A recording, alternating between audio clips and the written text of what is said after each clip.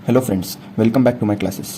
हमने ये चैप्टर के फर्स्ट वीडियो में देखा था कि some important concepts like capitals, debtors, creditors, assets, what is mean by debit, what is mean by credit, importance of book keeping and accountancy, features of book keeping and accountancy, objectives of book keeping and accountancy. तो वही chapter का हम अभी second part लेके आ रहे हैं। आपने अगर फर्स्ट पार्ट नहीं देखा हो तो मैं यहाँ पे डिस्क्रिप्शन में लिंक दे दूंगा, आप वहाँ जाके पहला पार्ट दे सकते हो। अभी हम शुरू करते हैं सेकंड पार्ट। यहाँ पे आता है गुडविल। गुडविल क्या होता है? It is reputation of business expressed in terms of money. मतलब क्या है, अगर आपका बिजनेस, फॉर एग्जांपल आपका बिजनेस 25 या 30 ईयर से एग्जिस्ट करता हो, तो आपका जो बिजनेस का नाम हुआ है, अगर वो नाम को हम मनी में कन्वर्ट करते हैं तो कितना मनी अराइज होगा, वो जितना मनी अराइज होगा उसे कहते हैं गुडविल। और यहाँ पे क्या लिखा है? Goodwill is an intangible asset. ये इंटेंजिबल एसेट आपको बाद में पता चली जाएगा, लेकिन मैं यहाँ पे शॉर्ट में बता देता हूँ। इंटेंजिबल एसेट मतलब ये एसेट जिसको हम छू नहीं सकते, जब हम जिसको देख नहीं सकते, लेकिन वो एग्जिस्ट करती है, उसको कहते हैं इंटेंजिबल एसेट। बाद में आता है प्रॉफिट। प्रॉफिट क्या होता है? When selling price of goods is more than cost price of goods. ये सिंपल लैंग्वेज में अगर बोलूँ तो आपने गुड्स सोल्ड किया 1 लाख रुपए के, उस पर खर्चा लगाया 80,000 रुपये का, तो प्रॉफिट कितना आएगा? 20,000। ये मैंने यहाँ भी बता दिया है कि हमने 1 लाख के गुड्स सोल्ड किए, उस पर 80,000 रुपये का खर्चा आया, ये जो 20,000 रुपये जो बैलेंस बचा वो उसको हम प्रॉफिट कहते हैं। लॉस का उससे उल्टा होता है, when cost price of goods is more than selling price of goods. इसका मतलब अगर आपने 10,000 के गुड्स बेचे और उस पर खर्चा ही ज़्यादा 12,000 का लग गया, तो बेचा हमने 10,000 का स्टॉक, लेकिन खर्चा लगा उस पर 12,000, तो ये 2,000 रुपये जो है ये इसे कहते हैं लॉस। ये तो सीधे भाषा में नुकसान भी कह सकते हैं इसको। बाद में आता है इनकम। इनकम क्या होता है? It is revenue arising from business transaction. मतलब हम बिजनेस ट्रांजैक्शन से जो कमाई करते हैं उसको कहते हैं इनकम। आगे बढ़ते हैं। ये यहाँ पे बहुत ही इंपॉर्टेंट कंसेप्ट है। ये तीनों भी जो टाइप है वो आपको आगे जाके भी बहुत कंफ्यूज करेंगे, इसलिए मैं यहाँ पे आपको आसान भाषा में समझाने की कोशिश करूँगा। एक्सपेंडिचर क्या होता है? एक्सपेंडिचर ये होता है amount spend by business for any consideration required is known as expenditure. मतलब फॉर एग्जांपल हम मैन्युफैक्चरिंग करते हैं, तो मैन्युफैक्चरिंग के लिए क्या लगता है? Raw material.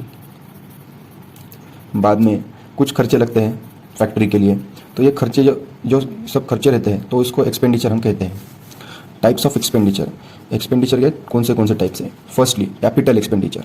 तो कैपिटल एक्सपेंडिचर क्या होता है? Capital expenditure to acquire fixed asset और increase the value of fixed asset will be treated as expenditure. Capital expenditure मतलब हम अगर कोई कैपिटल असेट परचेस कर रहे हैं, यानी कि फिक्स्ड असेट परचेस कर रहे हैं, तो फिक्स्ड असेट को परचेस करने के लिए जितना खर्चा लगेगा वो सब खर्चा कैपिटल एक्सपेंडिचर में ट्रीट होगा। तो मैं लिख देता हूँ यहाँ पे, फिक्स्ड असेट एक्वायर करने का खर्चा, या सीधी लैंग्वेज में आप इसको समझ सकते हैं। बाद में आता है रेवेन्यू एक्सपेंडिचर। रेवेन्यू यहाँ पे 2 पॉइंट बचे हैं। और this type of expenditure which gives long term benefit to business and non recurring in nature. तो इसका हम कह सकते हैं, इसका क्रक्स कहाँ पे है? यहाँ पे लिखा है which gives long term benefit to the business. मतलब ये शॉर्ट टर्म के लिए नहीं है, ये जो एक्सपेंडिचर है जो लॉन्ग टर्म के फायदे होने वाले हैं हमको वो एक्सपेंडिचर करके, तो ये वो कैपिटल एक्सपेंडिचर है। और वो नॉन रिकरिंग इन नेचर रहते हैं, मतलब वो ऐसे फ्रिक्वेंटली नहीं करना पड़ता, साल 2 साल में एक ही बार करना पड़ता है, उसको कहते हैं capital expenditure. For example purchase of plant and machinery, extension of building. अब यहाँ पे देखो, purchase of plant and machinery में फिक्स्ड असेट को एक्वायर किया है तो वो कैपिटल एक्सपेंडिचर ट्रीट करेंगे। और एक्सटेंशन ऑफ बिल्डिंग में क्या किया है? Increase the value of fixed asset. यहाँ पे वैल्यू इंक्रीज हुई फिक्स्ड असेट की, इसीलिए ये कैपिटल एक्सपेंडिचर में ट्रीट होता है। बाद में आता है revenue expenditure. Revenue expenditure it means expenditure from which no further economic benefit is expected but having immediate benefit less than 1 year. मतलब ये कैपिटल के उल्टा है, मतलब जिससे फ्यूचर इकोनॉमिक बेनिफिट हमको मिलने नहीं वाले। मतलब कोई हमने खर्चा किया वो 1 ही साल तक उसको सीमित रहने वाला है, तो उसको हम बोल सकते हैं रेवेन्यू एक्सपेंडिचर। मतलब रेंट पेड, सैलरी पेड। ये रेंट हम मंथली पेड करते हैं, सैलरी हम मंथली पेड करते हैं, तो ये साल भर के लिए नहीं, हम मंथली पेड करना पड़ता है, और ये रिकरिंग इन नेचर होते हैं। तो ये कैपिटल एक्सपेंडिचर के उल्टा revenue expenditure, and it is shown in debit side of profit and loss account. मैंने पिछले वीडियो में भी बताया था, ये profit and loss account is a part of financial statement. ये हमको अभी आगे आपके चैप्टर्स में भी है, वो वहाँ पे समझ में आएगा। बाद में आता है डेफर्ड रेवेन्यू एक्सपेंडिचर। यहाँ पे बच्चा बहुत गलती करता है, तो आप ध्यान से सुनिए। डेफर्ड रेवेन्यू एक्सपेंडिचर क्या होता है? It means expenditure which is basically revenue in nature but benefit of which is not exhaustive with in a year. मतलब डेफर्ड रेवेन्यू एक्सपेंडिचर ये रेवेन्यू रहता है, रेवेन्यू इन नेचर रहता है, लेकिन उसका बेनिफिट 1 साल में खत्म नहीं होता, उसको कहते हैं हम डेफर्ड रेवेन्यू एक्सपेंडिचर। ऐसे बहुत कम डेफर्ड रेवेन्यू एक्सपेंडिचर के एग्जाम्पल हैं, तो उसमें से एक एग्जाम्पल हम यहाँ पे कवर करेंगे। यहाँ पे है हेवी लीगल एक्सपेंसेस। अभी लीगल एक्सपेंसेस मतलब अगर कोई आपका कोर्ट मैटर चल रहा होगा तो उसका हमें वैलिडिटी पता नहीं होती कि वो मैटर 1 साल चलेगा, 2 साल चलेगा, 3 साल चलेगा, उसका हमको मतलब एश्योरिटी नहीं रहती है। इसलिए वो ये जो लीगल एक्सपेंसेस है उसको हम डेफर्ड रेवेन्यू एक्सपेंडिचर में कंसिडर करते हैं। बाद में टर्म आती है cash and trade discount.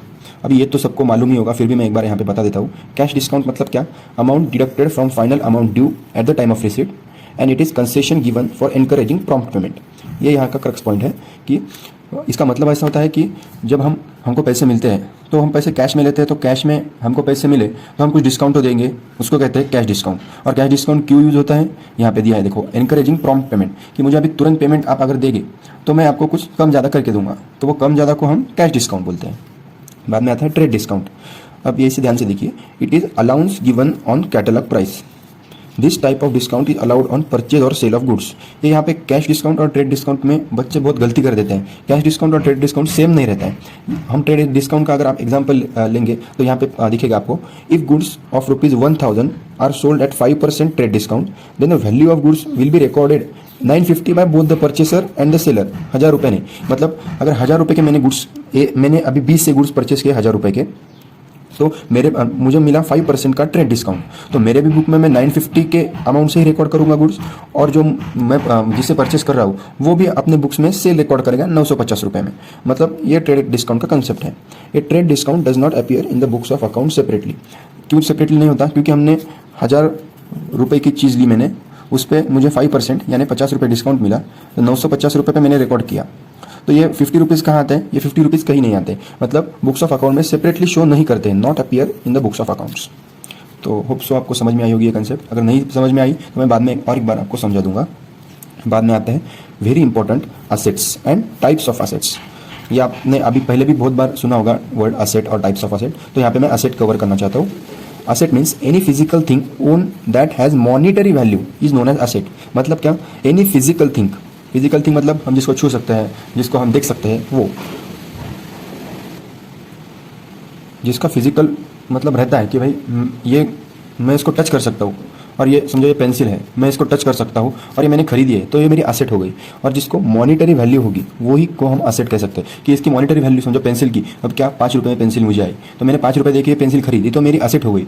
Asset होने के लिए क्या चाहिए? फिजिकल थिंग चाहिए। तो फिजिकल थिंग है क्या? हाँ, ये पेंसिल फिजिकल थिंग है। और मॉनिटरी वैल्यू, इसकी मॉनिटरी वैल्यू हम डिसाइड कर सकते हैं क्या? हाँ, ये 5 रुपये की उसकी मॉनिटरी वैल्यू है, तो मेरे बुक्स में 5 रुपये की पेंसिल एज असेट ट्रीट होगी। ये असेट का सिंपल मीनिंग है। बाद में टाइप्स ऑफ असेट, फिक्स्ड और नॉन करंट असेट। मतलब क्या? Assets which gives long term benefit to the business. Fixed asset का सिंपल जो मतलब है कि हमको उसका बेनिफिट तुरंत मिलता है और वो लॉन्ग टर्म के लिए रहता है, तो उसको कहते हैं fixed asset. For example land and building, plant and machinery. आपने देखा होगा कि लैंड एंड बिल्डिंग एक ही बार परचेस करनी पड़ती है, तो एक बार परचेस करने के बाद वो परचेस कंसिडरेशन उसका जो है वो अभी मेरे बुक्स में रिकॉर्ड होगा, और ये मुझे फ्यूचर भी बेनिफिट देंगे और लॉन्ग टर्म के लिए बेनिफिट रहेगी, तो इसीलिए उसको फिक्स्ड असेट में कंसिडर करते हैं। बाद में आता है करंट असेट। करंट असेट्स क्या होती है? Assets which are held in the business for operating year and can be converted easily into cash.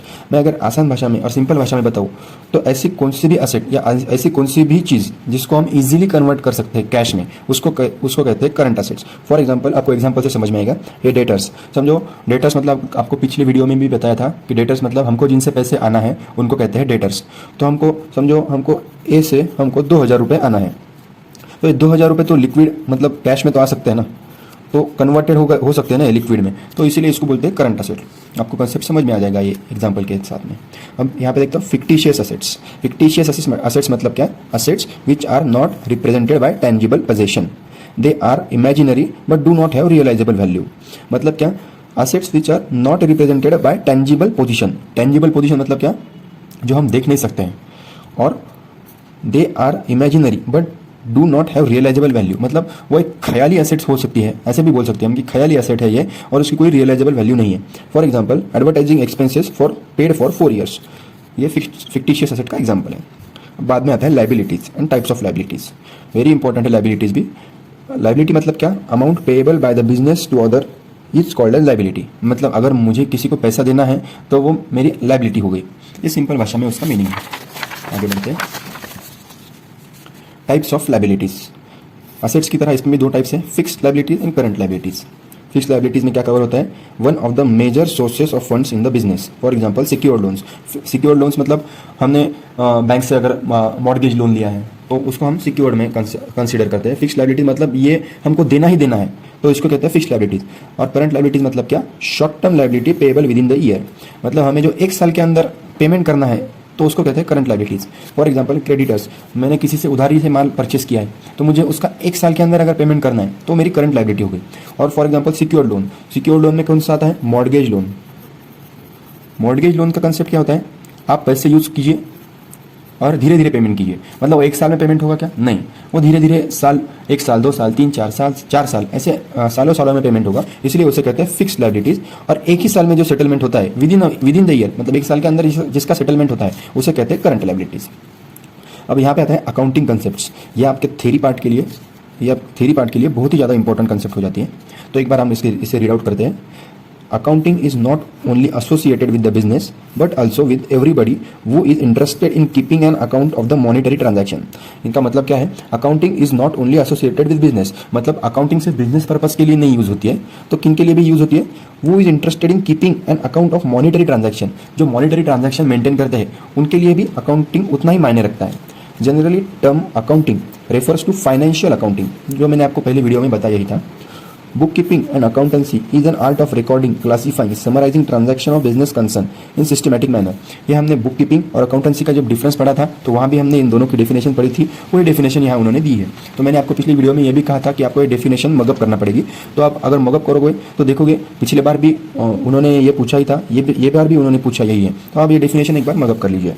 अब इंपॉर्टेंस क्या है अकाउंटिंग कंसेप्ट का, क्यों अकाउंटिंग कंसेप्ट हम क्यों फॉलो करें, तो भाई रिलायबल फाइनेंशियल स्टेटमेंट्स बनते हैं, मतलब हम जिन पे भरोसा कर सकते हैं ऐसे फाइनेंशियल स्टेटमेंट बन सकते हैं अगर हमने अकाउंटिंग कंसेप्ट फॉलो किया तो। Uniformity in presentation, uniformity in presentation मतलब ए कंपनी एंड बी कंपनी, ये दोनों कंपनी का मुझे एनालिसिस करना है कि भाई दोनों में से ज़्यादा सक्सेसफुल कंपनी कौन है।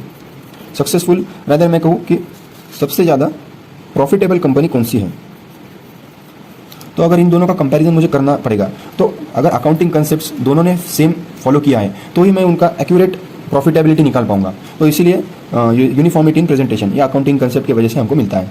Generally accepted basis of measurement, मतलब ये जनरली एक्सेप्टेड मतलब हर कोई बिजनेसमैन इसे फॉलो करता ही है। प्रॉपर इन्फॉर्मेशन टू ऑल, इसका मतलब तो सीधा है कि इन्फॉर्मेशन हमको प्रॉपर मिलती है। वैलिड एंड अप्रोप्रिएट एजम्पशंस, जो एजम्पशंस मतलब क्या, जो हमने एज्यूम किया है कुछ कि भाई ये ऐसा हो सकता है, ये ऐसा हो सकता है, तो उसको ऊपर कैसा वैलिड एजम्पशन, मतलब ऐसा हो सकता है और वो बिजनेस में अगर होगा तो उसको कहते हैं वैलिड एजम्पशन। यहाँ पे इंपॉर्टेंट कंसेप्ट है कुछ आपके बुक में, ये पूरा मैंने आपके बुक में से ही लिया है, पर बुक में थोड़ी सी लैंग्वेज थोड़ी सी टफ थी, इसीलिए मैंने सिंपल लैंग्वेज में यहाँ पे बताया है। आपको अगर इसकी पीडीएफ भी चाहिए तो मुझे कमेंट बॉक्स में कमेंट करके बता देना, आपका ईमेल आईडी वहाँ पे लिख देना, मैं वहाँ पे आपको ये पूरे चैप्टर की पीडीएफ दे दूंगा। चलो आगे बढ़ते हैं। Business entity concept, according to this concept it is assume that the business unit is separate from owner. इसका सिंपल लैंग्वेज में मैं आपको बताऊँ तो ये कंसेप्ट कहती है, बिजनेस एंटिटी कंसेप्ट कहती है कि भाई बिजनेस अलग होता है और ओनर अलग होता है, तो यही इसका क्रक्स है।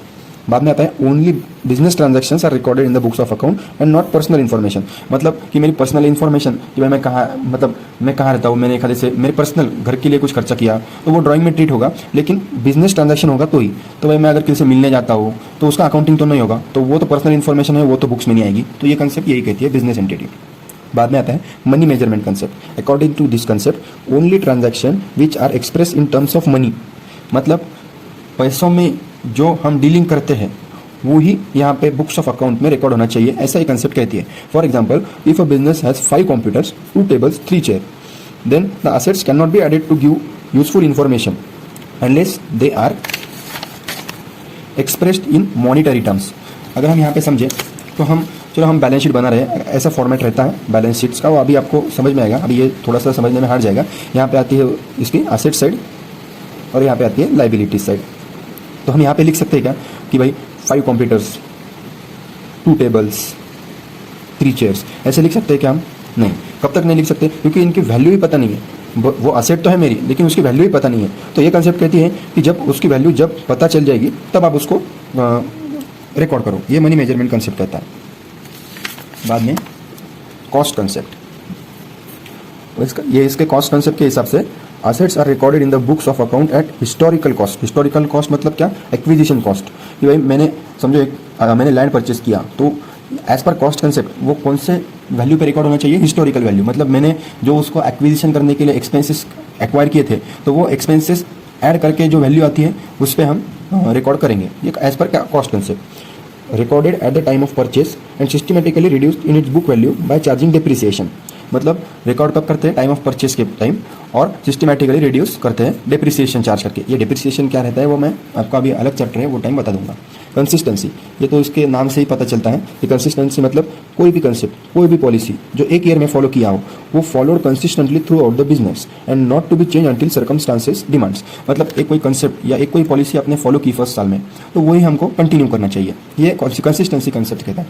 बाद में आता है कंजर्वेटिज्म। ये कंजर्वेटिज्म कंसेप्ट भी आपको सीपीटी में मतलब सीए इंटरमीडिएट या सीए फाइनल में भी काम में आ सकता है कंजर्वेटिज्म कंसेप्ट। तो यहाँ पे इस कंसेप्ट के ये ऐसा है, in this concept profit is not anticipated but all losses are recorded. मतलब क्या, कंजर्वेटिज्म कंसेप्ट कहता है कि प्रॉफिट एंटिसिपेट नहीं करना but losses are recorded in the books of account. मतलब अगर मुझे प्रॉफिट होने वाला है तो वो रिकॉर्ड नहीं कर सकता हूँ मैं, पर मुझे ये पता चलता है कि भाई मुझे कल जाके लॉस होने ही वाला है तो वो कंजर्वेटिज्म के हिसाब से रिकॉर्ड कीजिए। मतलब क्या, प्रॉफिट होने वाला है कल वो नहीं रिकॉर्ड करना है, लेकिन लॉस होने वाला है उसका रिकॉर्डिंग यहाँ पे कंजर्वेटिज्म के हिसाब से कर देना है बुक्स ऑफ अकाउंट्स में।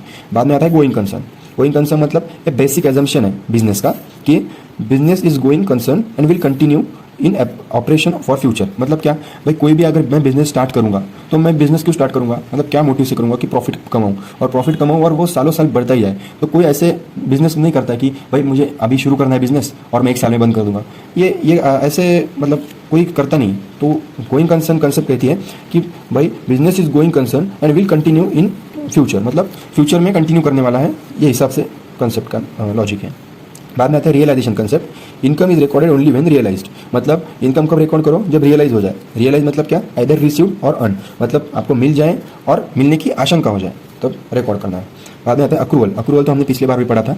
Income recorded when accrued and expenses recorded when becomes payable. मतलब इनकम जब मिलता है तब जब मिलता है या मिलने की आशंका होती है तब रिकॉर्ड कर दो, और एक्सपेंसेस कब रिकॉर्ड करो, जब पेएबल हो जाए, मतलब हमें पता चल गया कि भाई मुझे इसको इतना खर्चा देना ही पड़ेगा, तो वहाँ पे इस कंसेप्ट के हिसाब से रिकॉर्डिंग होगी। बाद में आता है ड्यूअल कंसेप्ट। ड्यूअल कंसेप्ट का क्या मतलब है, according to this concept every transaction has two aspects. मतलब हर एक ट्रांजैक्शन को दो एस्पेक्ट्स रहते हैं। कैसे, for example Arun started business with cash of rupees 1 lakh. मतलब अरुण ने क्या किया, 1 लाख रुपए कैश लेके आया कहीं से और उसने बिजनेस स्टार्ट किया। अब यहाँ पे क्या होगा, here business gets cash of rupees 1 lakh. यहाँ पे बिजनेस को तो 1 लाख रुपए कैश मिल गई, and on other hand liability arises. मतलब बिजनेस को तो कैश मिल गया लेकिन किससे मिल गया, प्रोपराइटर से मिल गया, तो उसके लिए तो बिजनेस के लिए तो लाइबिलिटी अराइज ही हो गई। तो यहाँ पे भी दो इफेक्ट आ गए, यहाँ पे कैश भी मिल गया मतलब एसेट भी बढ़ गई और लाइबिलिटी भी इंक्रीज हो गई, तो यहाँ पे ड्यूअल कंसेप्ट इसको बोलते हैं। बाद में आता है डिस्क्लोजर। मतलब accounts must disclose all material information. Material information मतलब जो भी कि भाई ऐसी कोई भी इन्फॉर्मेशन है कि जो मैं यूज़र को मतलब फाइनेंशियल स्टेटमेंट के यूज़र को शो करना चाहता हूँ कि भाई आप इस पर ध्यान दीजिए, तो ऐसी इन्फॉर्मेशन जो है वो डिस्क्लोज करना चाहिए एज पर दिस कंसेप्ट। बाद में आता है मटेरियलिटी। मटेरियलिटी मतलब क्या, ये मटेरियल इन्फॉर्मेशन जो है उसी का थोड़ा सा इसमें पार्ट कवर है। मटेरियलिटी मतलब क्या, financial statements should disclose all material items which might influence the decision of user of the financial statement. मैंने आपको ऊपर ही कहा था कि भाई ऐसा कोई भी इन्फॉर्मेशन जो इन्फ्लुएंस करता है किसको, यूजर ऑफ फाइनेंशियल स्टेटमेंट को, वो रिकॉर्ड करना चाहिए। बाद में आता है matching concept. In this concept revenue is to be matched with expenditure. मतलब इनकम और एक्सपेंडिचर ये दोनों को हमें मैच करते चलना है, तो इसको कहते हैं मैचिंग कंसेप्ट। बाद में आते हैं अकाउंटिंग स्टैंडर्ड्स। अकाउंटिंग स्टैंडर्ड यहाँ पे अगर आप बेस पक्का कर लोगे ना तो आपको सीए इंटर और सीए फाइनल में ये बहुत ज़्यादा इंपॉर्टेंट हो जाता है। तो अगर आपका बेस यहाँ पे पक्का हो जाएगा तो आपको आगे जाकर भी फायदा होगा। तो अकाउंटिंग स्टैंडर्ड क्या होता है, accounting standard provide framework and norms to be followed in the accounting so that financial statement of different enterprise become comparable. मतलब मैंने पिछली बार में अभी कहा था कि समझो मुझे ए कंपनी और बी कंपनी ये दोनों का कंपैरिजन करना है कि कौन सी कंपनी प्रॉफिटेबल है। तो अगर उन्होंने एक ही पॉलिसी अपनाई होगी या उन्होंने एक ही अकाउंटिंग स्टैंडर्ड फॉलो किया होगा तो मैं एक्यूरेटली बता सकता हूँ कि भाई ये कंपनी ने अच्छा परफॉर्म किया है या ये कंपनी में अच्छा परफॉर्म किया है। अगर ये कंपनी ने अगर अलग अकाउंटिंग स्टैंडर्ड फॉलो किया है और ये कंपनी ने अलग अकाउंटिंग स्टैंडर्ड फॉलो किया है तो मैं एक्यूरेटली मेजर नहीं कर पाऊंगा कि कौन ज़्यादा प्रॉफिटेबल है और कौन ज़्यादा सक्सेसफुल है। इसीलिए अकाउंटिंग स्टैंडर्ड बहुत ज़्यादा इंपॉर्टेंट हो जाते हैं बिजनेस के टाइप के हिसाब से। तो यहाँ पे आता है in words of Kohler Kohler के हिसाब से डेफिनेशन है अकाउंटिंग स्टैंडर्ड की। Accounting standards are course of conduct imposed by customs, law and professional bodies for the benefit of public accountants and accountant generally। मतलब क्या है, ये कोड से कंडक्ट इम्पोज बाय कस्टम, मतलब कोई लॉ रेगुलेशन ने हम पे इम्पोज किया है। क्यों? क्योंकि benefit of public accountant. Benefit क्या है? वही कि भाई हम दो कंपनी का कंपैरिजन कैसे कर सकते हैं, अगर बेस सेम रहा, इसने भी यही अकाउंटिंग स्टैंडर्ड फॉलो किया है और इसने भी यही अकाउंटिंग स्टैंडर्ड फॉलो किया है, तो दोनों ने अकाउंटिंग स्टैंडर्ड सेम फॉलो किया है, तो मुझे पता चलेगा कि भाई इसने ज़्यादा प्रॉफिट कमाया है या इसने ज़्यादा प्रॉफिट कमाया है। ये इसकी डेफिनेशन हो गई। बाद में आता है इंपॉर्टेंस ऑफ अकाउंटिंग स्टैंडर्ड, कि भाई अकाउंटिंग स्टैंडर्ड इतना ज़्यादा इंपॉर्टेंट क्यों है। तो देखो, to promote better understanding of financial statement, कि अंडरस्टैंडिंग फाइनेंशियल स्टेटमेंट की, मतलब अगर अकाउंटिंग स्टैंडर्ड फॉलो करोगे तो आपको पता चल जाएगा कि मतलब क्या आपने मेंशन किया है, कौन से हिसाब से मेंशन किया है, कौन सी कंसेप्ट फॉलो की है, ये अकाउंटिंग स्टैंडर्ड के हिसाब से पता चल जाता है। To help accountants to follow uniform procedure and practices, ये मैंने जो एग्जाम्पल ऊपर बताया है वही, to help accountants to follow uniform procedure and practices. To facilitate meaningful comparison of financial statement of two और मोर एंटिटी, जो मैंने यहाँ बताया था, ए और बी दोनों कंपनी का कंपैरिजन कैसे कर सकता हूँ, अगर दोनों ने एक ही अकाउंटिंग स्टैंडर्ड फॉलो किया है तो मैं उसका एक्यूरेट कंपैरिजन कर सकता हूँ। बाद में आता है to enhance reliability of financial statement, मतलब ज़्यादा भरोसेमंद हो जाते हैं अगर अकाउंटिंग स्टैंडर्ड हमने फॉलो किया है बिजनेस ने, तो वो फाइनेंशियल स्टेटमेंट ज़्यादा रिलायबल हो जाते हैं। बाद में to meet the legal requirements effectively, जो लीगल रिक्वायरमेंट्स होते हैं तो वो भी हमको यहाँ पे इफेक्टिवली हम मीट कर सकते हैं। इसका मतलब कि आप अकाउंटिंग स्टैंडर्ड आपने फॉलो किया है तो आपको जो लीगल कॉन्सिक्वेंसेस होंगे तो वो पता चल जाएगा कि क्या आपको लीगल कॉन्सिक्वेंसेस आने वाले हैं। बाद में आपके सिलेबस में ये 1 2 3 4 5 6 7 8 9 10 अकाउंटिंग स्टैंडर्ड आपको पढ़ना है। तो S1 है disclosure of accounting policies, second है valuation of inventory. Accounting policies मतलब हमने जो पढ़ा कि भाई कौन से पॉलिसीज फॉलो करना चाहिए, कौन से पॉलिसीज नहीं फॉलो करना चाहिए वो। वैल्यूएशन ऑफ इन्वेंटरीज मतलब हम इसे स्टॉक कह सकते हैं, तो इसका वैल्यूएशन कैसे करना चाहिए S2 में बताया है। यहाँ पे आता है कैश फ्लो स्टेटमेंट, कि कैश फ्लो में क्या रहता है, इनफ्लो और outflow, inflow and outflow of cash, कि बिजनेस में कैश आई कैसे और बिजनेस में कैश गई कैसे, ये इसका स्टेटमेंट बनता है वो कैश फ्लो स्टेटमेंट कहते हैं। तो ये S3 में कवर होता है। बाद में आता है S6 डेप्रिसिएशन ऑफ अकाउंटिंग, तो ये डेप्रिसिएशन का तो आपको अलग से चैप्टर है तो वो टाइम बता दूंगा मैं। बाद में आता है accounting for research and development, ये ज़्यादा करके फार्मा कंपनीज मतलब फार्मास्यूटिकल्स कंपनी जो होते हैं तो उसमें ज़्यादा यूजफुल है ये। रिसर्च एंड डेवलपमेंट कैसे करें तो उसके लिए क्या नॉर्म्स है, तो उसमें क्या फॉलो करना चाहिए, ये सब accounting for research and development AS8 में दिया है। AS9 revenue recognition, revenue recognition मतलब रेवेन्यू कब रिकॉग्नाइज करना है, रेवेन्यू मतलब हमें जो मतलब इनकम हुआ है वो कब रिकॉग्नाइज करना है, वो यहाँ पे दिया है AS9 में। AS10 accounting for fixed asset, ये फिक्स्ड असेट के कैसे फॉलो करना चाहिए, फिक्स्ड असेट में क्या इनकर होता है, फिक्स्ड असेट में कौन से एक्सपेंसेस इनकर होते हैं, मतलब एक्विजिशन एक्सपेंसेस कौन से वहाँ पे इनकर होते हैं, ये अकाउंटिंग स्टैंडर्ड 10 में बताया है। और accounting standard 12 accounting for government grant, हमें गवर्नमेंट से जो ग्रांट मिलती है तो वो मिलती है तो उसका ट्रीटमेंट कैसे करना है, उसकी एंट्री कैसे पास करनी है, वो रिकॉर्ड कैसे करना है, कौन सी वैल्यू पे रिकॉर्ड करना है, ये यहाँ पे मेंशन किया है। AS13 में है अकाउंटिंग फॉर इन्वेस्टमेंट, मतलब आप अगर कोई इन्वेस्टमेंट करते हो तो इन्वेस्टमेंट कॉस्ट प्राइस पर रिकॉर्ड करना है या मार्केट प्राइस पर रिकॉर्ड करना है, वो यहाँ पे बताया है, वो आपको AS13 के टाइम पता चल जाएगा। बाद में AS22 last accounting for taxes on income, जो भी टैक्स लगता है इनकम पे वो कैसे उसको एक्सेस करना है। तो जो accounting for taxes on income, इसका मतलब अगर सिंपल भाषा में बताऊँ तो जो इनकम पे जो टैक्स लगने वाला है तो उसका ट्रीटमेंट कैसा होगा, ये AS22 में बताया है। होप सो आपका ये वीडियो अच्छा लगा होगा, अच्छा लगा हो तो लाइक कमेंट और सब्सक्राइब कर दीजिए और मुझे कमेंट में बताइए कि आपको अगर ये नोट्स चाहिए तो आपका मेल ID शेयर कर दीजिए, मैं मेल ID पे आपको PDF दे दूंगा। Thank you so much.